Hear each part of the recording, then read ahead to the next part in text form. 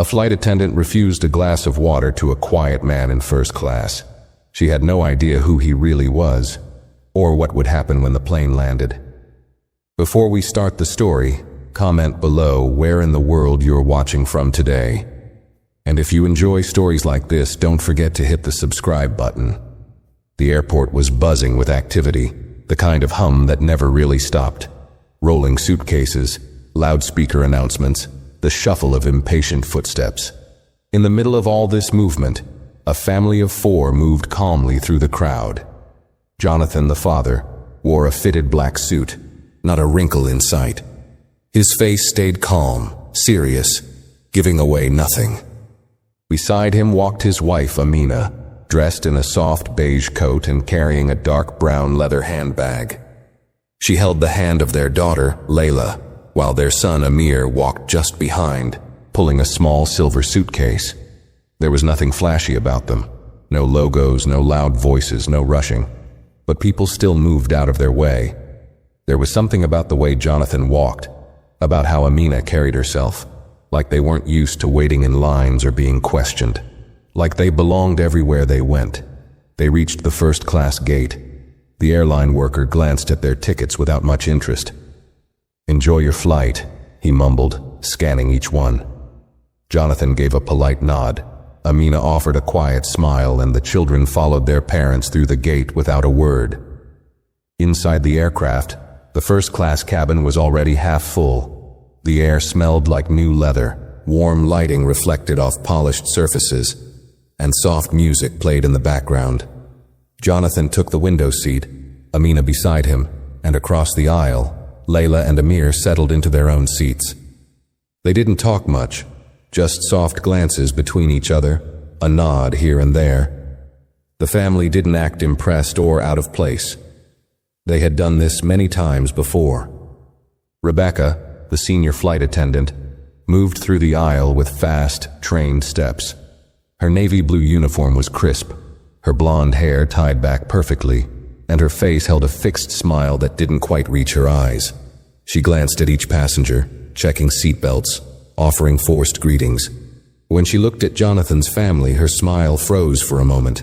Her eyes swept over their quiet, well-dressed appearance, then narrowed just slightly. She didn't say anything, just gave a brief nod and kept walking. It didn't take long before someone behind Jonathan's row asked for water. A middle-aged man in a suit, clearly a regular flyer. Rebecca smiled at him warmly. "Of course, sir. Sparkling or still?" She returned a minute later with a bottle, glass, and a cloth napkin. Moments later, Layla looked across the aisle toward Rebecca, who had just passed them. "Excuse me," she said softly. "Can I please have a bottle of water?" Rebecca didn't even pause. "We'll serve drinks after takeoff, sweetie," she said, her tone flat. She walked away without looking back. Layla glanced at her mother. Amina gently placed her hand on Layla's arm and gave a soft smile, saying nothing. Amir shifted slightly in his seat, watching Rebecca move up the aisle without a second glance at them. A few minutes passed. Amina pressed the call button. Rebecca returned, her smile tighter now. "Yes?"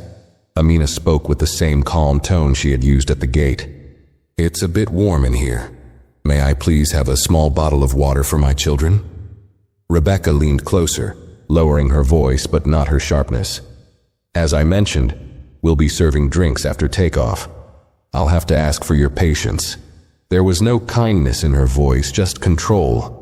Not quite rude, but far from respectful. Amina gave a small nod and looked away.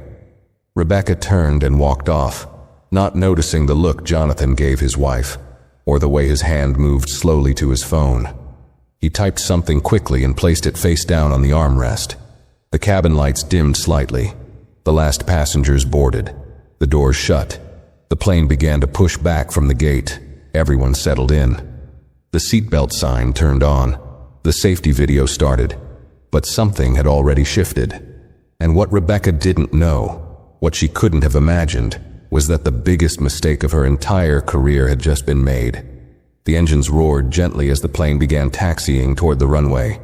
Rebecca moved through the cabin, checking tray tables and belts, wearing that same professional mask she had worn for years. But her mind drifted back to the family. Something about them bothered her. They hadn't been loud, they hadn't caused trouble, but there was a quiet confidence in them she didn't like. Especially the mother, too calm, too composed. And the father hadn't said a single word since boarding, just sat there with that unreadable look, as if he already knew how this flight would go. Rebecca glanced over her shoulder as she passed their row again. The mother, Amina, was helping Layla adjust her seatbelt. Amir was staring out the window. Nothing unusual. Still, Rebecca felt herself getting annoyed. Maybe it was the way they hadn't seemed surprised to be in first class. Maybe it was the quiet way they had asked for water, like they expected things to be given without question. Rebecca had seen it before. People who thought money meant manners didn't matter. The wheels lifted from the ground and the aircraft climbed smoothly into the sky. A soft chime rang through the cabin as the seatbelt sign turned off. Rebecca stood near the galley, pouring water into glasses for the front row. Another attendant, Chloe, stepped beside her, sorting snacks. "Do you want me to do the second row?" Chloe offered. Rebecca shook her head. "No, I've got it." She returned to the aisle, carefully balancing a tray with glasses. The man in seat 2A smiled as she handed him his drink. She gave him her best customer service smile, then moved to the next seat. But when she reached Amir and Layla, she paused. She looked down at them for a second too long, then skipped their row entirely. Layla blinked. "Excuse me," she said again, a little more softly this time. "May I have some water now?" Rebecca didn't stop walking. "I'll come back to you," she said curtly, her eyes already on the next passenger. But she didn't come back. Jonathan watched all of it quietly. His expression didn't change, but his phone buzzed once on the armrest. He glanced at it, nodded slightly, and turned the screen over again. Chloe noticed the exchange from the galley. She leaned toward Rebecca, her voice low. "Hey, did you skip the kids on purpose?" Rebecca frowned. "They're not kids, and I didn't skip anyone. They can wait." Chloe didn't say anything, but she gave Rebecca a look, uncertain, almost uncomfortable. Back at the family's seats, Amina leaned over to Jonathan. "That's the third time," she whispered. "They're watching." Jonathan didn't respond. He picked up his phone again and typed a short message. Then he put it away. Up in the cockpit, the captain's radio buzzed to life. The co-pilot leaned over, reading the incoming message. His brows lifted slightly. "Sir," he said, glancing at the captain, "we just got a direct alert from King Aviation Holdings." The captain straightened. "What kind of alert?" The co-pilot looked at him carefully. "Founder is on board, seated in 1A, special protocol flagged, immediate attention required." The captain went still for a moment. Then he reached for the intercom button. Back in first class, Rebecca continued pouring drinks, unaware that the quiet man she had ignored was no ordinary passenger, and that her choices had already started working against her. The captain stepped out of the cockpit without a word, smoothing down his uniform jacket as he walked calmly but directly into the first-class cabin. The sudden appearance of the pilot caught the attention of several passengers. Heads turned. Conversations paused. Even Rebecca hesitated when she saw him heading in her direction. He didn't speak right away. He scanned the rows until his eyes landed on Jonathan, the man in the first seat, the man who hadn't raised his voice once. The captain approached slowly, respectfully. "Sir," he said in a steady tone, "is everything all right?" Jonathan looked up, his voice quiet but clear. "Not yet," he replied, "but it will be." The captain gave a small nod and stepped back. That was all the confirmation he needed. He returned to the cockpit. Rebecca stood frozen. She had never seen the captain walk into the cabin for a passenger unless something serious had happened. She turned toward the galley, her chest tightening. Chloe watched her with a confused expression. "What's going on?" Chloe asked. Rebecca forced a shrug. "I don't know." But she did know. She just didn't want to admit it. Something was off. The way the captain looked at that man, the way he spoke to him, like he already knew who he was. Rebecca tried to brush it off. Maybe he was just a high-level executive. Maybe it was a coincidence. She turned back to the drink cart, but her hands were shaking now. She couldn't explain why, but something about Jonathan's silence scared her more than any angry passenger ever had. Meanwhile, Jonathan remained seated, calm as ever. Amina leaned in. "It's done?" He nodded. "Yes." Layla glanced at them. "What did you do?" Jonathan looked at his daughter and said, "Sometimes, when people don't see you, you remind them who you are." The rest of the cabin didn't know what was unfolding, but the atmosphere had changed. The air felt heavier, like the moment before a storm. Some passengers noticed Rebecca's nervous movements, the way she kept glancing at the front of the plane. Rebecca picked up the intercom phone, dialing into the cockpit. "Captain, is there something going on I should be aware of?" There was a long pause on the other end. Then the captain's voice returned, cold and firm. "Yes, Miss Fields. You'll be informed shortly." Click. She stood there, hand still on the receiver, as a cold feeling spread through her chest. Something was wrong, very wrong. And the worst part was, whatever it was, had already begun. Rebecca tried to steady her breathing as she returned the intercom phone to its place. Her palms were damp now, and her usual confidence had started to slip. She turned back toward the aisle and caught Chloe watching her again. "You all right?" Chloe asked under her breath. Rebecca forced a tight smile. "Yeah, just tired." But she wasn't tired. She was rattled. She couldn't stop thinking about the look the captain gave that man. The same man she had brushed off earlier, more than once. And now he had the captain stepping out mid-flight and answering to him like some sort of top official. Rebecca didn't like being left out of the loop, especially not when it involved her cabin. She walked down the aisle again, pretending to check on passengers, but really she was watching Jonathan's row. The whole family looked calm, not smug, not angry, just steady. That only made it worse. As she passed by, Amir glanced up at her, then looked away. No words, no attitude. But that silence was louder than anything he could have said. She returned to the galley, where Chloe was now organizing snack trays. "I think he's someone important," Chloe said suddenly. Rebecca turned. "Who?" "The man in 1A, the father." Rebecca rolled her eyes. "A lot of people think they're important in first class." "No," Chloe said, shaking her head. "This is different. The captain's acting strange. He never speaks like that. And did you see how calm that man was? He knew exactly what he was doing." Rebecca didn't answer. Deep down, she already knew Chloe was right. Suddenly, the cockpit door opened again. This time it was the co-pilot who stepped out. He walked straight to the galley and handed Rebecca a folded piece of paper. His expression was unreadable.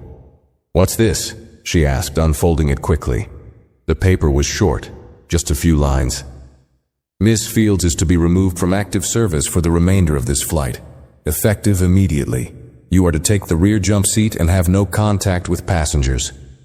Operations control, per instruction of KAH Executive Office." Rebecca's heart dropped. "What is this? Who sent this?"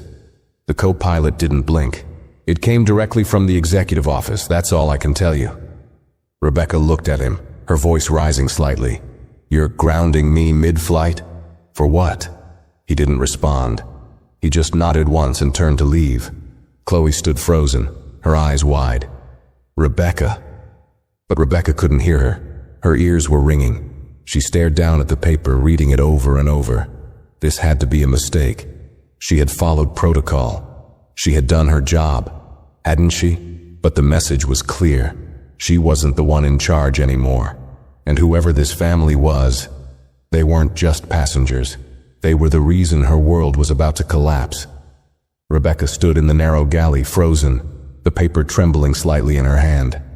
Her stomach felt hollow. Her chest tightened. This couldn't be real. In all her years with the airline, she had never been removed mid-flight, not even close. She had trained junior staff, led difficult flights, handled emergencies. She was respected. People followed her lead. And now, she was being quietly pushed out. No warning, No explanation beyond a printed note. She turned toward Chloe, her voice low and harsh. "This has to be a mistake." Chloe didn't look convinced. "Rebecca." "That order came from corporate." Rebecca stepped forward, whispering quickly. "For what? For not bringing water right away?" "I didn't scream at anyone. I didn't insult anyone. I followed standard procedure." "You didn't treat them the same as the others," Chloe replied, careful with her words. "You know that." "They were the only ones who asked before takeoff," Rebecca snapped. "You think this is about water?" Chloe hesitated, then looked away. Rebecca clenched her jaw. It's something else. They must know someone. They must be." Her voice stopped mid-sentence as realization hit her like a punch to the gut. She turned her head slowly and looked toward 1A. Jonathan sat still, relaxed, one hand resting on the armrest, the other gently tapping on his phone. Amina was reading something on a tablet. The children were watching a movie quietly, headphones in. Not one of them had raised their voice. Not once had they made a scene. And yet somehow their silence had caused more disruption than any shouting passenger ever could. Rebecca felt the air turn heavier. She walked slowly back to the front of the cabin. Passengers were beginning to notice the tension now. How she had suddenly disappeared from the aisle. How she wasn't serving drinks anymore. A few gave her curious glances. One man near the front whispered something to his wife and nodded toward Jonathan's row. When Rebecca reached the last row of first class, she paused beside Jonathan. She lowered her voice, trying to sound composed. "Sir, I believe there's been some confusion. If I said anything that came across as—" Jonathan looked up at her. Just one glance. Calm, quiet, completely unreadable. "No confusion," he said. Rebecca swallowed. "I wasn't aware of any special protocol regarding your family. If I had been notified earlier."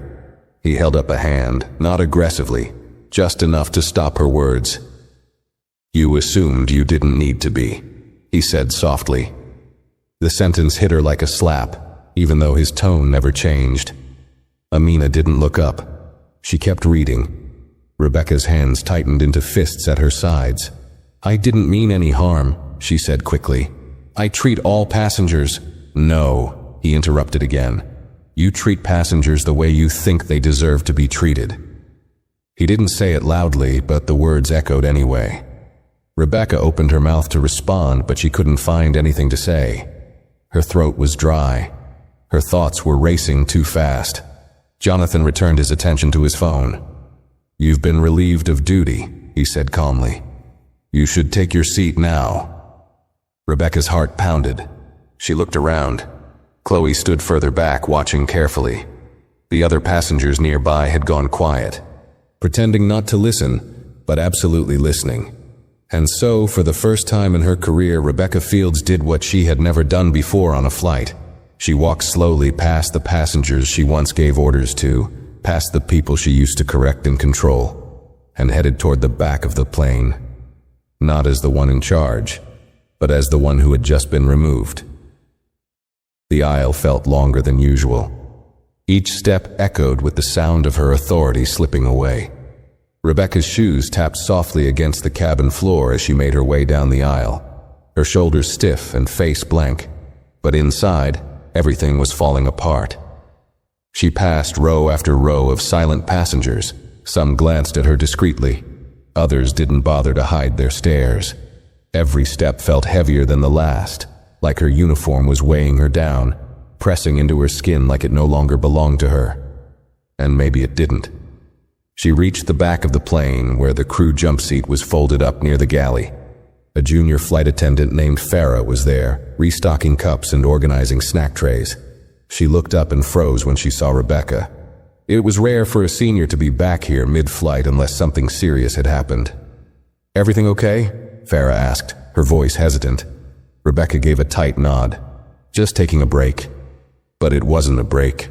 She pulled down the jump seat and sat with her hands in her lap, trying to stay composed, even as her thoughts spiraled.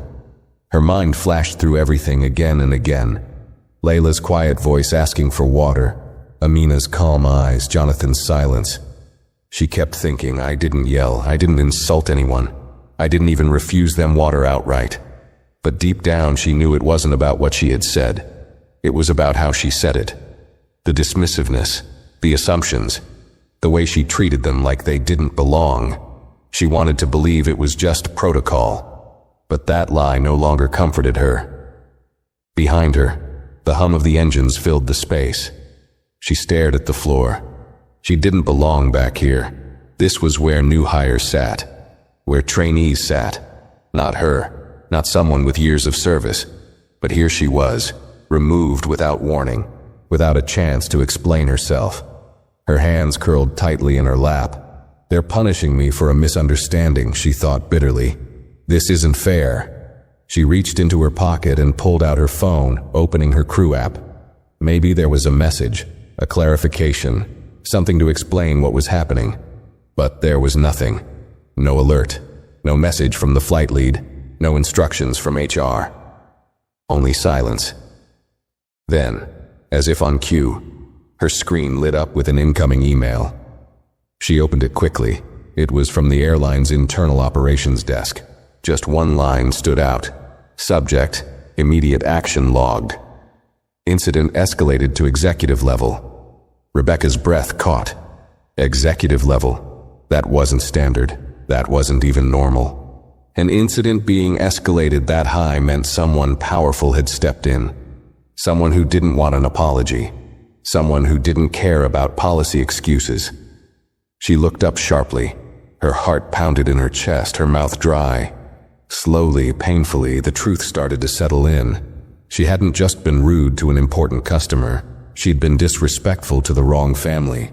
Rebecca clenched her jaw, suddenly desperate to do something. Anything to undo what was happening. She stood up quickly and walked toward the nearest jump seat phone. She picked up the receiver and asked to be patched through to the lead flight supervisor on the ground. Her voice trembled slightly, but she pushed through it. The response came after a pause. Request denied. You are under observation and temporarily restricted from outbound contact until further notice. She stared at the receiver. That had never happened to her. Ever. Her own airline had cut her off mid-flight. She returned to her seat, legs weak. Her stomach twisted with panic. She had never felt powerless before. Not like this. Not when passengers argued, not when junior staff made mistakes. She was always the one in charge, but now she couldn't even call her supervisor. Meanwhile, at the front of the plane, things had gone quiet. Jonathan leaned back in his seat, eyes closed for a moment. Amina scrolled through her tablet calmly. Amir and Layla whispered to each other, sharing earbuds. The atmosphere around them had shifted. Other passengers gave them small nods when they passed by. Their earlier silence replaced with a kind of cautious respect. Chloe came by to offer drinks again. She approached slowly. "Can I get anything for you?" she asked. Jonathan opened his eyes. "No, thank you." Chloe hesitated. "If there's anything you need, just let me know." Amina looked up, offering a small, polite smile. "We're fine now." Chloe nodded, then turned and walked away, casting one glance back at the rear of the plane, where Rebecca sat alone. The plane cruised smoothly above the clouds, but inside, Rebecca could feel the storm was far from over, and it was about to get worse. Rebecca sat stiffly in the crew jump seat at the back of the plane, her hands gripping the edges of the seat so tightly that her knuckles turned white. Her mind refused to slow down. She stared straight ahead, her eyes unfocused, her thoughts spiraling in 100 directions. "This can't be happening," she told herself for the 100th time. "It's just water. I didn't yell, I didn't break a rule." But the truth was creeping in, and no matter how many times she pushed it away, it returned stronger. She hadn't just skipped over a passenger. She had judged them, assumed things, treated them like they didn't belong. And now, someone far more powerful than she expected was holding her accountable. She glanced toward the front of the plane, but from where she sat, she couldn't see anything beyond the curtain. She felt shut out, disconnected, like she was no longer part of the crew. Farah moved quietly around the galley behind her, offering no words. She had seen the email too. Everyone had. Once it was sent to the internal system, every crew member on board knew Rebecca had been relieved of duty. No one said it out loud. They didn't need to. The silence said enough. Rebecca grabbed her phone again. She needed someone, anyone, to explain this, to help her. She scrolled through her contacts, pausing on the name of a former supervisor at headquarters. She tapped it, pressed the call button, held the phone to her ear. It rang once, twice. Then a robotic voice. "The number you are trying to reach is currently unavailable." She tried another. Same result. Another. Voicemail. Her chest tightened. She couldn't believe it. People who used to answer her calls in seconds were now ignoring her. She tried a close friend from training school, someone she'd known for years. It connected. She spoke fast. "It's me. Something happened on my flight. I think there's been a misunderstanding and—" But the voice on the other end was cautious, distant. "Rebecca, I don't think I can talk right now." "What? Why?" A long pause. Then quietly, "You're trending on the crew forums." Rebecca's throat went dry. "What are you talking about?" "There's a report, a passenger complaint. Someone said you denied service to the founder's family, the Kings." Rebecca blinked. "The who?" "The King family. Jonathan King. He owns the airline." The world stopped for a second. Rebecca's mouth opened, but no words came out. The voice continued, softer now. "People are saying you refused his daughter water, that you dismissed his wife, that you treated them like they didn't belong in first class." "I didn't know who they were," Rebecca said quickly. "I didn't mean anything. I was just following procedure." "You didn't have to know," her friend replied. "You just had to treat them like everyone else." Rebecca tried to speak, to defend herself, but the line had already gone dead. She sat frozen, staring at the screen. Jonathan King. The Jonathan King. She had heard his name in meetings, seen him in corporate newsletters. Founder and majority owner of the entire airline group. A billionaire businessman who had built the company from the ground up. A man known for keeping a low profile and a long memory. And she had just denied his wife and children something as simple as water. Her mouth felt dry now, her tongue heavy. Her hands shook slightly as she placed the phone down. The pieces were falling into place. The captain's change in behavior. The direct order from the executive office. The blocked calls. The stares from crew members. She had crossed a line without even realizing it. But it wasn't just the water. It was the way she spoke. The tone. The assumption. The quiet disrespect. And now, every mistake was coming back like a wave. Passengers began to move around the cabin again. Some stood to stretch. Some whispered softly to each other. Rebecca caught a few glancing back toward her, their expressions unreadable. She didn't know what they had heard. She didn't know what had been recorded. But she knew how fast stories spread on planes, especially stories with power and scandal. And this wasn't just a story anymore, it was becoming her story. One that was being written without her permission, and one she might never get to rewrite. The hum of the engines was steady, the cabin calm, but Rebecca felt anything but.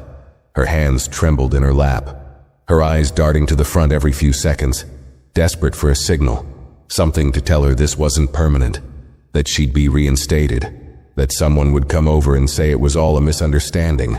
But no one came, no call from the cockpit, no message from operations, not even a whisper from the crew. She was invisible now. That was what hit hardest. Farah quietly continued prepping coffee service, but her glances toward Rebecca said everything. Unease, caution, and just the smallest hint of sympathy. Not enough to offer comfort, just enough to sting. Rebecca sat still, trying to replay the events from the beginning. Maybe she could explain it all away. Maybe she could say she was distracted, overworked. Maybe she could convince someone that it had nothing to do with bias, or attitude, or ego. But that excuse wore thin even in her own mind. Because when she really thought about it, when she replayed that first moment, Layla asking for water, the polite request from Amina, the calm silence from Jonathan, She knew the truth. She hadn't been following protocol. She had been judging them. They hadn't been loud. They hadn't acted entitled. They hadn't broken a single rule. But something in her, some quiet, ugly instinct, had whispered that they didn't belong in first class, and she had listened to it without a second thought. That was the real reason no one was defending her now. The crew knew. Even Chloe, who had always respected her, hadn't said a word since the captain's announcement. She hadn't even made eye contact since Rebecca had been sent to the back. Rebecca leaned her head against the wall behind her, closing her eyes. But she couldn't block out the low murmur of voices in the cabin. Passengers were talking, she could feel it. That electric silence just before people start whispering the same thing over and over from row to row. The King family, that's them. The girl asked for water and she refused. Did you see how the captain spoke to her? They own the whole airline. She could hear it even if she couldn't make out the words. And then, just loud enough to confirm it all, someone in first class said, "That's the one. She's the one who ignored them." The words hit like glass, shattering in her chest. It wasn't just the crew now. The passengers knew. The Whisper Network had reached full speed, and her name was now attached to a story that would travel further than this flight. People didn't forget moments like this. They shared them, they recorded them. They wrote tweets and posts and screenshots. Her face, her name, her voice. All of it would live beyond this plane. She had been known for running tight cabins, for her sharp presence, for keeping control. She had built her reputation flight after flight, making sure everything stayed in order. But now, none of it mattered. The passengers no longer saw her as the one in charge. She was the one who got pulled from duty, the one who made the mistake, the one being talked about in low voices between seat rows. Her throat tightened as she imagined what would happen after landing. Would someone be waiting for her at the gate? Security? Human resources? Jonathan King himself? The thought of it made her feel cold. She had dealt with angry passengers before. Rude ones, drunk ones, aggressive ones. She had filed incident reports, written warnings, called for air marshals. But this was different.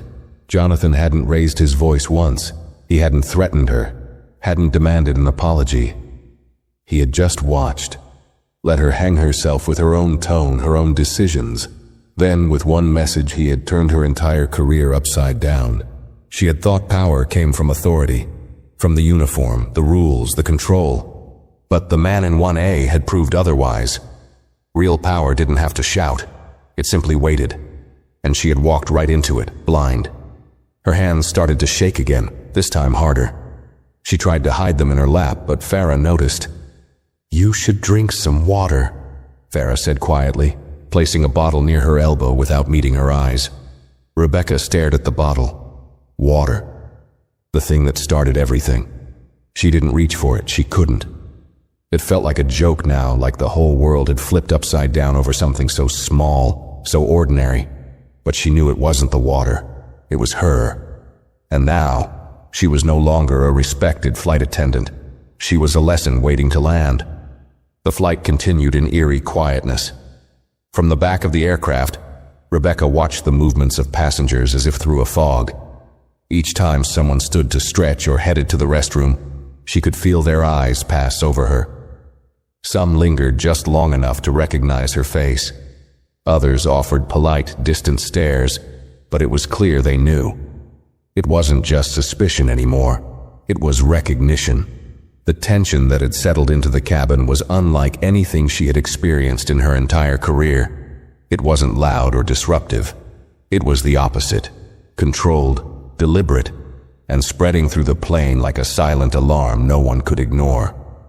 Rebecca sat perfectly still in the jump seat, her back aching from the upright position, her thoughts loud and chaotic. She stared at the floor beneath her, the scuffed metal she had walked over 1,000 times without noticing. Now every inch of the aircraft felt unfamiliar, cold, hostile.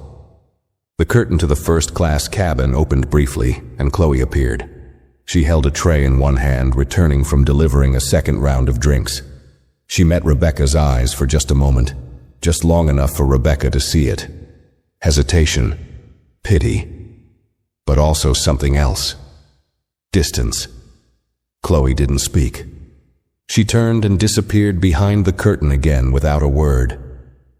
That silence was the final blow. Chloe had always respected her, always come to her for advice, trusted her judgment. But now, even Chloe wouldn't stand next to her. Rebecca swallowed the dry lump in her throat and pressed the heel of her palm against her forehead. Her head was pounding, and not from the altitude. Her phone buzzed again, vibrating softly against her leg. She picked it up, hoping, begging for a message from her manager. Maybe someone had called in to pause the escalation. Maybe someone had come to her defense. But it wasn't her manager. It was another email. Subject: Executive Directive, Flight 2087. From Vice President, In-Flight Operations. Details: ground team instructed to intercept crew member fields upon arrival. Debrief scheduled immediately. Suspend access badge upon gate arrival. Uniform to be surrendered on site. Incident under executive review. Rebecca read it 3 times before she fully understood what it meant. Intercept. Suspend. Surrender. Her ears began to ring. Her heart beat so hard it felt like it might tear through her chest. They weren't just reviewing her actions. They were preparing to remove her from the airline, permanently. She had heard stories of attendants being let go. Stories passed around between crew during layovers or in break rooms. Most of them involved violence, theft, drunkenness. Never anything like this. Never someone like her. But this wasn't a typical situation. She hadn't just embarrassed herself. She had embarrassed the wrong family. Her eyes lifted toward the front again, her gaze locking on the drawn curtain that hid the first-class cabin from view. She couldn't see Jonathan King, but she didn't need to. His presence was felt through every action that had followed, every silence, every message, every decision that came without explanation. He hadn't lifted his voice once, hadn't asked for an apology. He didn't need to. One message. That was all it had taken. Rebecca suddenly felt small, not in a metaphorical sense, physically small, like the walls of the aircraft were closing in on her, like the space that once felt so familiar, so controlled, was now pushing her out, replacing her. She looked down at her uniform, the sharp creases, the embroidered name tag, the neat polished appearance she had taken so much pride in. It felt fake now, like a costume she wasn't worthy of wearing anymore. She thought back to when she first joined the airline. The excitement, the discipline, the pride. How she used to stand taller when she walked through the terminal, feeling like she was part of something elite. She remembered her first time in first class, how nervous she had been around the passengers. How careful, how respectful. Over time, that nervousness had faded, replaced by experience, confidence. But eventually, that confidence had twisted into something uglier, entitlement. She had started believing she knew who belonged and who didn't, who deserved courtesy and who didn't. And now, the same job she had used to judge others was being stripped from her. Her thoughts were interrupted by a small group of passengers passing by toward the rear lavatory. They didn't speak to her, but they looked. One woman frowned slightly. A man narrowed his eyes just for a second before moving on. Rebecca looked away. The shame was unbearable. She had always believed her seniority, her years of service, her spotless record would protect her. But none of that mattered now. Not against a name like King. Not when her actions had been seen, felt, and most likely recorded by dozens of eyes. And deep down, even if no one had seen it, even if it had never reached the executive office, she knew she had done wrong, not just as a crew member, as a person. And now, the seatbelt sign dinged overhead. A gentle voice from the cockpit spoke through the intercom. "Ladies and gentlemen, we're beginning our descent. Please ensure your seatbelts are fastened. Flight attendants, prepare the cabin for landing." Rebecca didn't move. For the first time in her career, she wasn't part of that final round. She wasn't checking trays, securing carts, reminding passengers to stow their bags. She was waiting for the flight to land, waiting for the gate to appear, waiting for her career to end. The soft descent of the aircraft went unnoticed by Rebecca. Her hands remained in her lap, cold and stiff, her mind far removed from the cabin and the gentle movements of the plane as it lowered through the clouds. Every shift in altitude, every slight turn in the sky, felt meaningless now. She wasn't a part of this flight anymore, not in any way that mattered. She sat like a passenger, but not quite. Not with the others, not with the crew. She was somewhere in between, stuck in a purgatory of silence, watching everything fall apart around her, unable to speak, unable to stop it. The seatbelt light blinked on, followed by the final pre-landing announcements. Chloe moved up and down the aisle, checking rows. Farah secured the galley equipment without speaking. Both of them avoided Rebecca's eyes. Even passengers stopped glancing at her now. It was like she had already disappeared, like she was no longer someone who worked here, no longer someone worth noticing. The plane tilted gently, lowering toward the runway. Rebecca tried to slow her breathing, tried to keep her hands from shaking, but she couldn't stop thinking about what was waiting for her just beyond the gate. That email hadn't been vague. She was to be intercepted and her badge suspended on sight. They were going to take her uniform, right there at the airport, like she was a problem being removed, not a person who had once given years to the airline. She imagined it, security standing by as she stepped off the plane, someone from HR, maybe even a representative from King Aviation Holdings. Would Jonathan King be there too? Number he wouldn't need to be. He didn't strike her as the kind of man who chased down punishments. He gave the order once, and it was followed all the way down. The wheels touched down on the runway with a smooth but final thud, followed by a slow deceleration that matched the tension hanging in the cabin. Some passengers clapped politely. Others unbuckled early, eager to get off. But no one said a word to her. Rebecca stared at the exit door near the front of the plane, now clearly visible from where she sat. The boarding bridge was already being attached. The airport's familiar gray walls filled the window, but nothing about them felt familiar anymore. Then the intercom clicked again. The captain's voice returned, this time more formal. "Ladies and gentlemen, welcome. The local time is 3:43 p.m. Please remain seated with your seatbelts fastened until the seatbelt sign has been turned off. On behalf of the entire crew, thank you for flying with us." The ding of the seatbelt light switching off sounded like a drum in Rebecca's ears. Passengers rose, bags shifted. People reached overhead for their luggage. The usual small talk began. Where to eat, who to call, what time the next connection was. But for Rebecca, everything slowed. She stood only because she had to. Her legs felt stiff and shaky beneath her. Her throat burned from holding back every emotion screaming to be let out. Farah approached slowly, holding out a sealed envelope.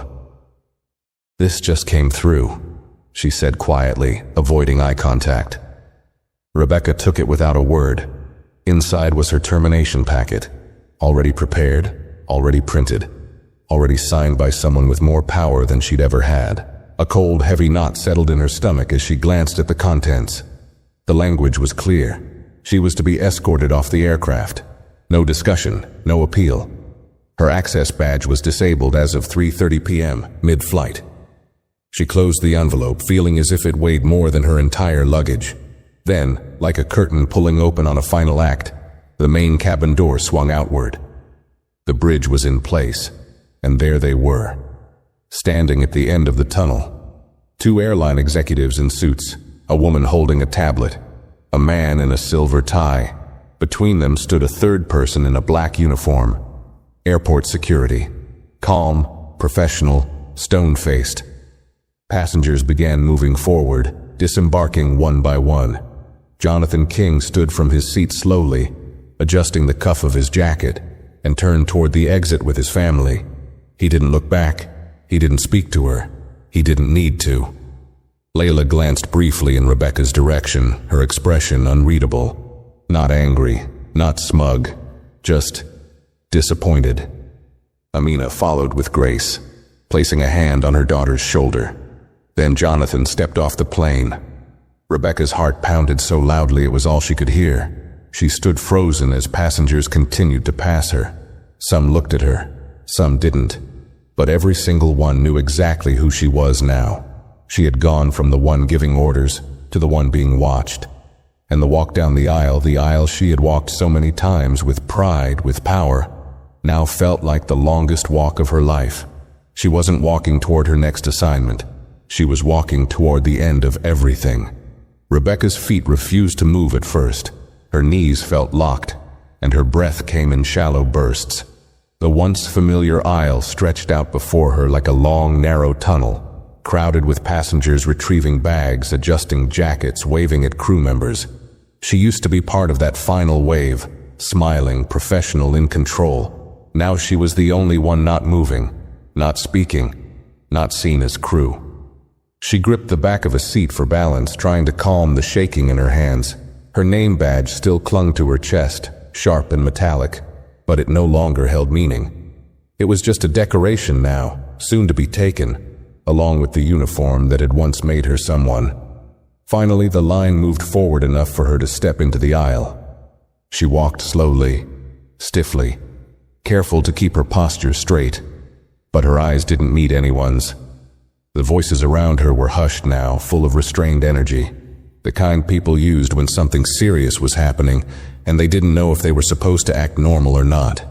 Some passengers looked at her, some didn't. A few whispered behind their hands. No one smiled. As she passed through the first-class section, the silence grew louder. She could feel every set of eyes on her back. The same seats she had confidently commanded hours earlier now felt foreign. The air itself seemed different, heavier, like the atmosphere knew what had happened and refused to forget. Then she reached row 1.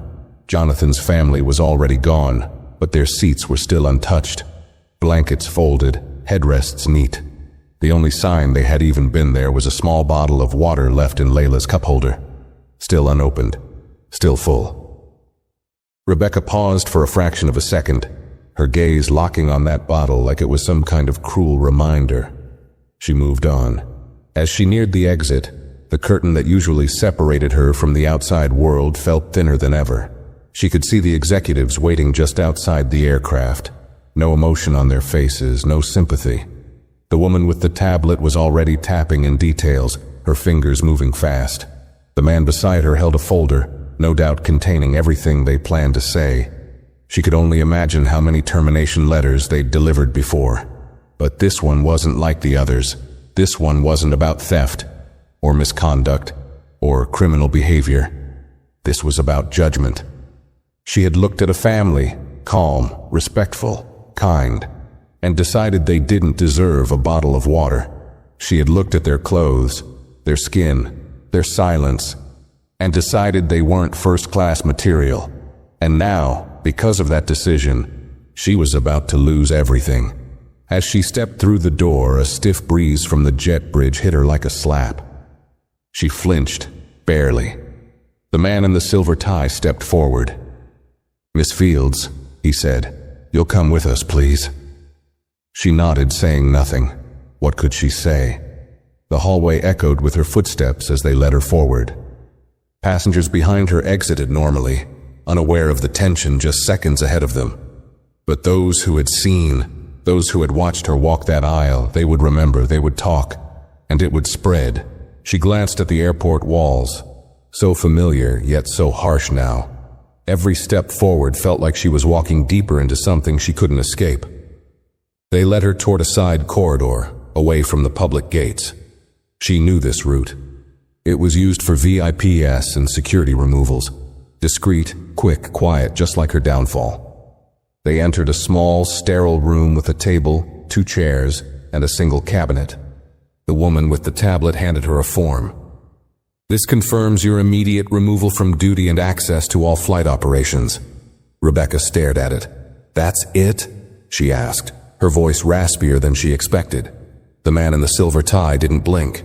"This is not a suspension. This is final." She swallowed hard.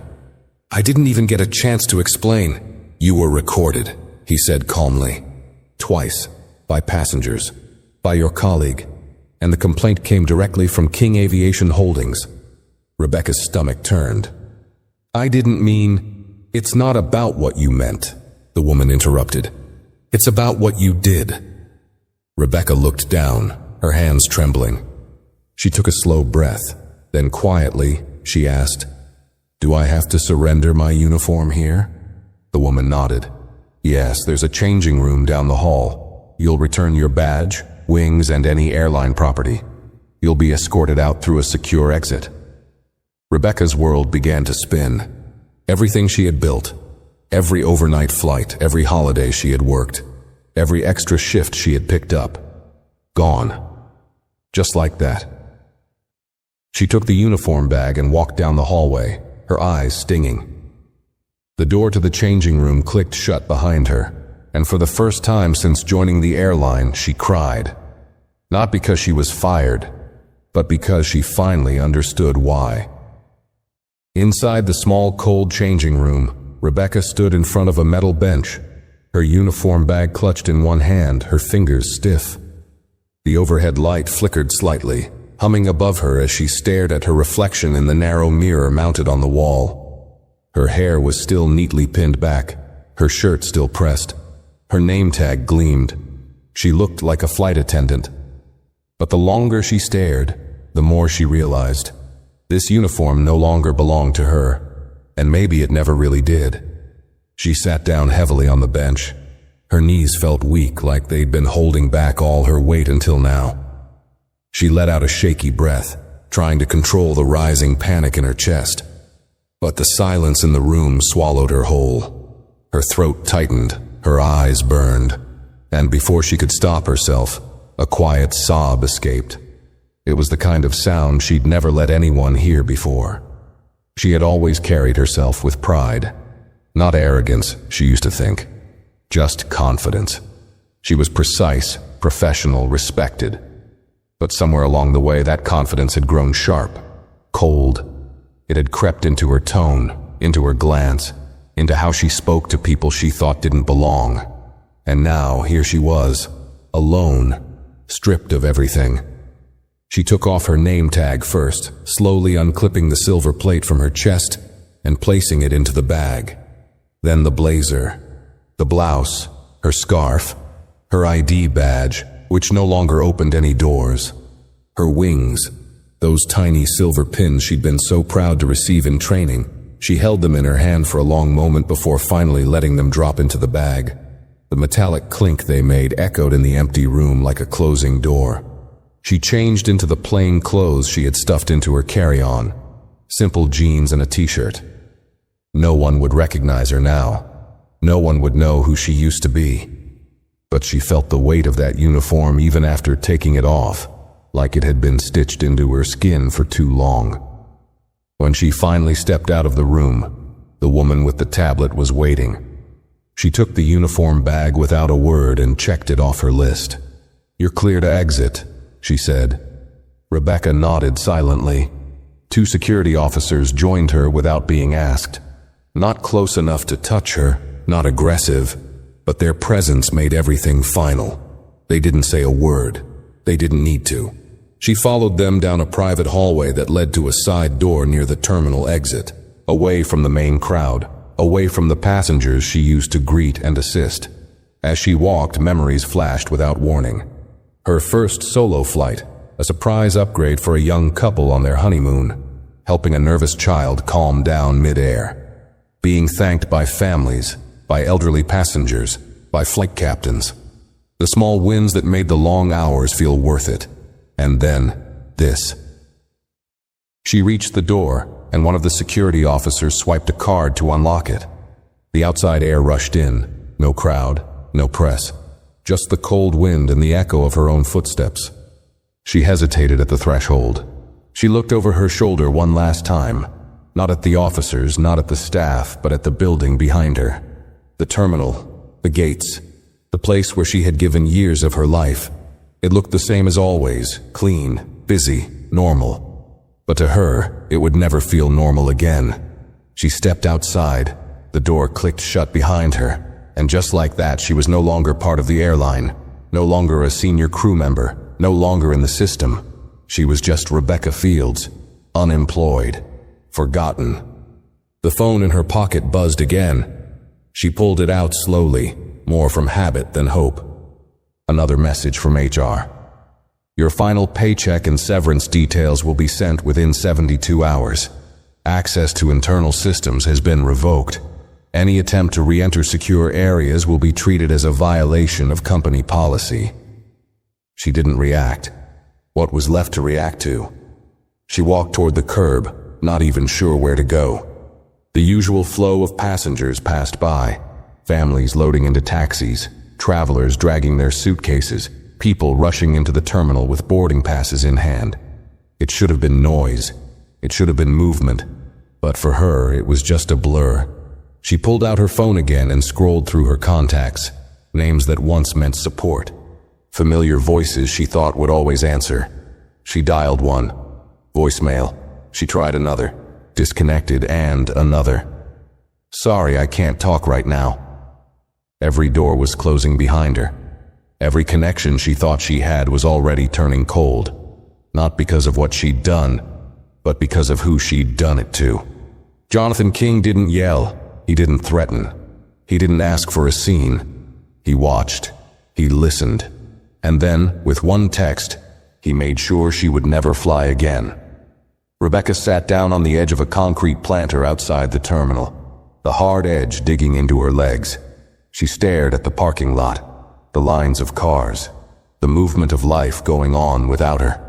For the first time in her life, she had nowhere to go. No gate to reach, no flight to board, no passengers to serve. She was alone. And worse than alone, she was erased. Rebecca sat on the cold edge of the concrete planter, arms crossed tightly over her chest, as the wind picked up and swept through the airport's drop-off zone. The sun was low now, throwing long shadows across the pavement, but she barely noticed. Around her, life continued. Travelers hurried by with purpose, families reuniting, couples waving goodbye, drivers loading bags into open trunks. A girl nearby laughed as she ran into the arms of someone waiting at the curb. The sound was distant, like it came from behind a thick wall. None of it felt real to Rebecca. Not anymore. She had always thought the airport was hers in some way. Her second home, her battlefield, and her stage. She knew its corridors, its smells, the rhythm of its announcements. It was where she had built her reputation, shaped her identity, earned the respect of her peers. People had known her name. New crew members had looked up to her. Supervisors had trusted her to handle difficult flights. Now she couldn't even go back inside. She reached for her phone again, not because she had hope left, but because habit still lived in her hands. She opened the crew messaging app, or tried to. Her access was already denied. A message flashed. User not found. Just 2 words, but they cut deep. In the world she had belonged to for so long, she no longer existed. She checked her airline email next, logged out, permanently. She opened her contacts list, scrolled past dozens of names, cabin leaders, scheduling officers, flight coordinators, people she had shared meals with during layovers, people she had covered shifts for, trained, mentored, stood beside in turbulence and emergencies. And yet now, even their names felt like strangers. Her thumb hovered over a contact she had saved years ago. Erica, a former flight partner, now working in a management role. They had shared long overnight flights together, shared gossip, jokes, tears. Erica had once said, "If you're ever in trouble, call me before anyone else." Rebecca tapped the name. The phone rang once, then went straight to voicemail. She ended the call before leaving a message. What would she even say? I didn't mean to disrespect them. I didn't know who they were. It would sound hollow, weak, and false, because deep down Rebecca knew it wasn't about who they were. It was about what she had done. The truth was ugly. She hadn't raised her voice. She hadn't insulted them. She hadn't broken any rules written in ink. But her actions, the cold tone, the dismissive glance, the refusal to offer a basic courtesy, had been louder than any insult. She had looked at that family and decided without hesitation that they didn't belong in first class. Not because they were disruptive, not because they demanded anything, but because of something smaller, quieter, and much more dangerous. a judgment, an assumption. And now, that silent offense had ended her career louder than any scandal she could have imagined. The door to the terminal opened again, and a stream of new passengers poured out, fresh from arrivals. Among them, Rebecca saw Chloe. The younger attendant walked with purpose, wheeling her bag, heading toward the employee shuttle pickup. Chloe spotted her. Their eyes met for a second. Rebecca's heart leapt just for a moment. Maybe she'd stop. Maybe she'd say something, anything. But Chloe only paused, gave a slight nod, and kept walking. That nod, brief, quiet, distant, felt worse than a slap. It said everything. I saw what you did. I'm not angry, I'm not surprised, but I won't stand next to you anymore. Rebecca looked down at the ground, her vision blurring. She wasn't just out of a job. She was out of a world. The world she had given everything to. Every holiday missed, every overnight shift, every birthday celebrated alone in a hotel room wearing her uniform. Gone. She opened her rideshare app, but stared at the screen for a long time. Where was she even going? Her apartment was across town. Her suitcase was already on the way to lost luggage, standard for terminated employees. HR would ship it if they felt generous. Otherwise, she'd be called to pick it up next week, supervised. She didn't want to go home. She didn't want to be anywhere. Suddenly, her phone buzzed. A new message from an unknown number. It read, "Sometimes silence says more than anger." JK. Her breath caught in her throat. Jonathan King.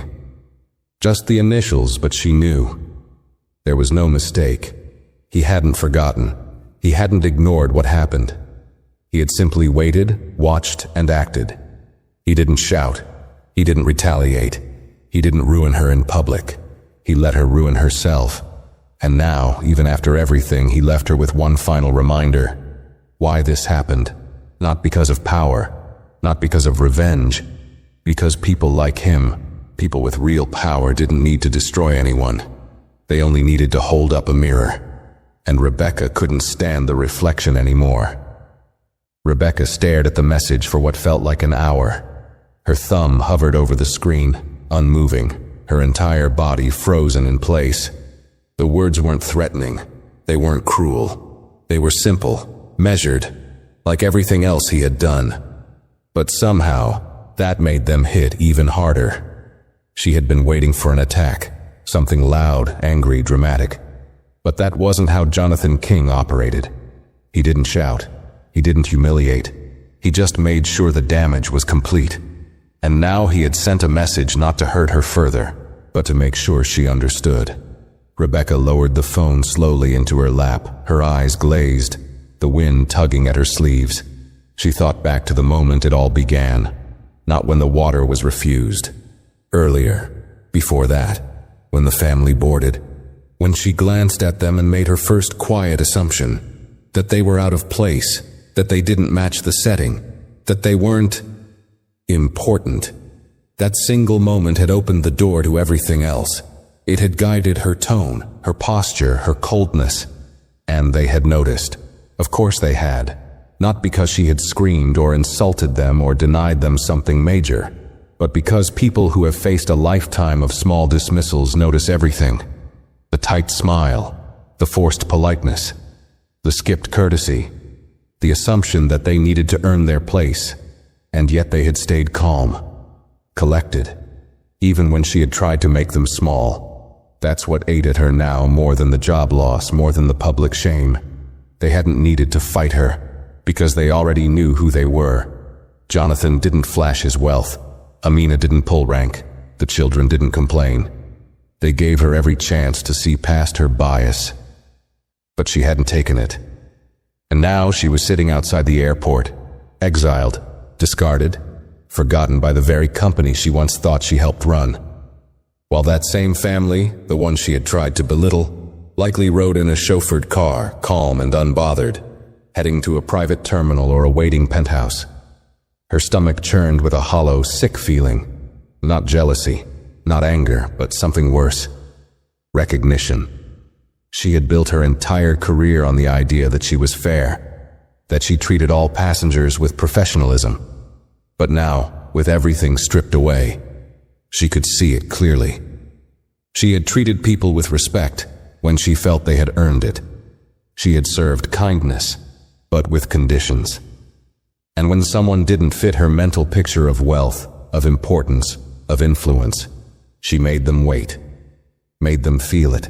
And that had always been wrong. No company policy excused it. No years of service erased it. She blinked hard, fighting back another sting of tears, but they came anyway, quiet, unwanted, steady. She turned her face away from the crowd. No one was watching her now, but shame didn't care about witnesses. It settled in her chest like cement, heavy and cold. Across the street, a limo pulled into the private transport lane. A sleek black vehicle, polished to a mirror-like shine. Two suited drivers stepped out, one opening the back door, the other speaking into a headset. The sight was so smooth, so precise, it barely seemed real. Then the rear door opened. Jonathan stepped out first. Even from this distance, his posture was unmistakable. Shoulders squared, chin slightly lifted, the kind of quiet strength that couldn't be taught. Behind him, Amina emerged, her scarf flowing gently with the breeze. She didn't look around. She didn't hesitate. The children followed, composed and silent. Rebecca instinctively shrank back behind the planter, her heart pounding. She hadn't expected to see them again. Not this soon. Not from this close. But none of them looked in her direction. They didn't need to. Their silence was louder than any confrontation could ever be. As they walked into a nearby VIP terminal, Rebecca remained frozen, half hidden behind the stone planter. No one would have recognized her in street clothes. No one would know she was the one who had tried to make that family feel lesser. No one would know she had just lost everything because of it. But she would know. And that knowledge was worse than any punishment they could have given her. She stayed there long after the limo had pulled away, long after the terminal doors had closed, long after her phone battery slipped into red. She knew she would have to get up eventually. She'd have to call a cab, find a new place to stay, start over somehow, but not yet. Right now, she was still trying to understand how she had become the kind of person she swore she'd never be. Not cruel, not hateful, just careless. And that carelessness had cost her everything. The sky above the airport deepened into a dull gray as dusk settled in, the kind that made the terminal lights glow faintly against the encroaching evening. Rebecca remained on the concrete edge outside, motionless, watching travelers blur past her in waves of color and sound. Her legs were numb. Her phone battery had long since died, leaving her disconnected from everything. No messages, no calls, no more bad news, just silence. She hadn't moved in over an hour. Her fingers traced the edge of her badge pouch, now empty. Her wings were gone. Her name tag, her uniform, her access. The tools and symbols that had once defined her were now zipped away in a corporate bag, sitting in some anonymous bin inside the HR office. And with them had gone her identity. She had always imagined her exit from aviation would come with a farewell party, a retirement cake, maybe a round of applause from a grateful crew. Instead, it had come like this: a cold hallway, a signature on a form, a message from a man who never raised his voice but changed her entire future with one sentence. Rebecca slowly stood, knees stiff, back sore, bones heavy from the weight of shame. The terminal behind her loomed large, full of lives still in motion, planes taking off, uniforms moving with purpose, schedules being met, smiles exchanged. And her, she no longer belonged to any of it. As she walked toward the curb, dragging her empty carry-on behind her, she passed a young flight attendant, maybe in her early 20s, bright-eyed, wings freshly pinned to her blazer. The girl was laughing into her phone, her voice full of joy and pride. Rebecca didn't stop her, didn't say a word, but she remembered what that used to feel like. The pride, the belonging, the belief that if you worked hard, followed the rules, and carried yourself with strength, you'd be protected. She had followed those rules, but forgotten the most important one. Respect isn't a favor, it's a duty. It's not something you give only to the powerful or the wealthy or the people who look the part. It's something owed to everyone. Every seat, every name, every face. Because the moment you decide someone deserves less, you don't just fail them. You fail yourself. And sometimes, there's no coming back from that. Rebecca reached the far curb where taxis pulled in and out. A driver stepped out, opened the door for her without a word. "Where to?" he asked. She paused. She didn't know. There was no next job lined up, no meeting, no uniform to return to. Just the long road ahead, and the silence inside. "Just drive," she said softly, climbing into the back seat. The door closed. The cab pulled away. Behind her, the airport lights glowed against the sky. But inside her, everything had already gone dark. If this story moved you, give it a like, share your thoughts in the comments, and don't forget to subscribe to the channel for more powerful stories like this one.